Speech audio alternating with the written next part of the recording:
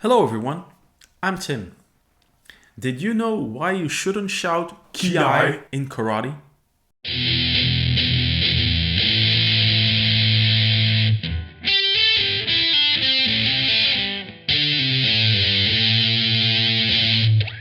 So everyone knows that there is a lot of shouting in certain martial arts.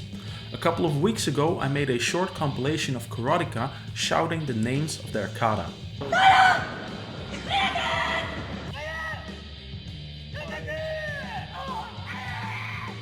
Now, so really good. Number 2.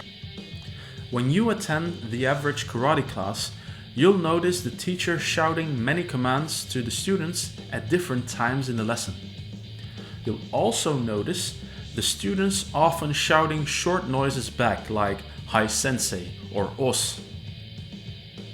In a future video I'll talk about the use of the controversial word "os", but today we'll talk about that one shout of power many karateka use to put extra emphasis on their techniques. Shouting like that is called Kiai. Now the word means something along the lines of uniting the spirit, but can be translated as shout or scream. So you understand why I sometimes laugh when I hear someone shouting Kiai loudly. Kiai! Kiai!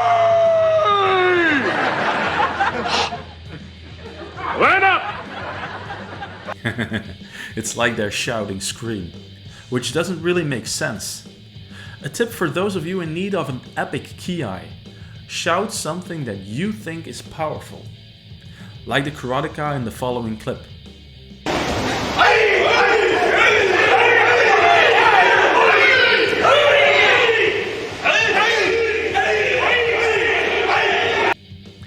There are a few reasons why this is used. First of all, it's for yourself. You shout loudly to pump yourself up, to raise your adrenaline level and to boost your confidence. We often see this when a karateka is just about to perform a particularly difficult technique, like a jumping technique. They shout just before it instead of after it's performed. Secondly, like I said, it's to draw attention to the techniques in your kihon, kata or kumite, so the referee or examiner can take notice that something good must have happened. We especially see this in competitive karate, where kiai are often abused to make a technique look better than it actually is. Finally, a kiai can have an intimidating effect on your opponent, either to cause them to make a mistake or to just scare them out of the fight. There is a great story about Bushi Matsumura using Kiai to scare his opponent like that. I might do a video on that later.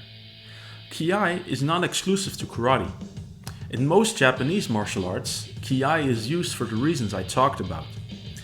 In Kendo, for example, a point is only awarded when a technique is accompanied by a strong, convincing Kiai.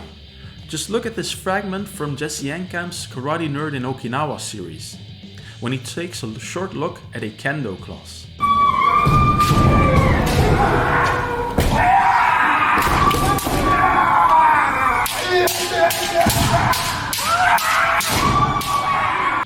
To each his own, I guess. In contrast, in kobudo, very few kiai are used, usually just one at the end of your kata, because at one point in time it was illegal for the Okinawans to practice martial arts. It had to be done in silence, often at night, so few sounds were made. Much like the Japanese martial arts, Kiai is also used in Korean Taekwondo and Tangsudo. Here, these shouts are called kihap, and they're used for the same reason.